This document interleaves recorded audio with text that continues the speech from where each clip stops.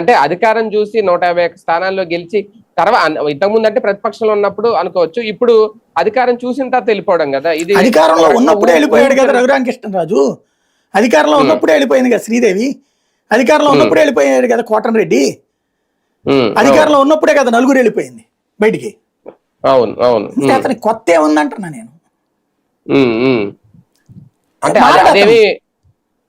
అతను మారే మెంటాలిటీ కాదు. ఒకటి అతని మెంటాలిటీ నచ్చకనే రఘురామకృష్ణరాజు లాంటి వాళ్ళు పూర్తిగా వాటికి కూడా విభేదించేది. కానీ అతను కోసం వీళ్ళు మారాలా, వీళ్ళ కోసం అతను మారాలా అంటే అతను వీళ్ళ కోసం మారడు, ఎవరి కోసం మారడు. ఆ మెంటాలిటీ నచ్చిన వాళ్ళే అతని వెనకాల ఉంటారు అంతే.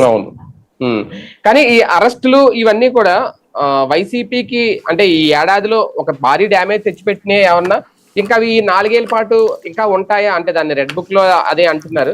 రెడ్ బుక్ ఇంకా కంటిన్యూ అవుతుందా లేదనేది మనం చెప్పలేం, కానీ అది ఉంటదా లేదా అరెస్టులు పర్వం ఆ భయంతో ఏమన్నా బతకాల్సిన పరిస్థితేనా ఇంకా వైసీపీ ముందు? చెప్పాను కదా, భయపడ్డం మానేశారు, బట్ ఉంటాయి. అంటే తెగించారా? తెగించేస్తున్నారా? అంటే తెగించే వాళ్ళు తెగిస్తున్నారు. వీళ్ళు కేసులు పెట్టడం అయితే మానరు, వేధించడం అయితే మానరు. ఎందుకంటే ఇప్పుడు పరిపాలిస్తున్నది చంద్రబాబు గారు కాదు.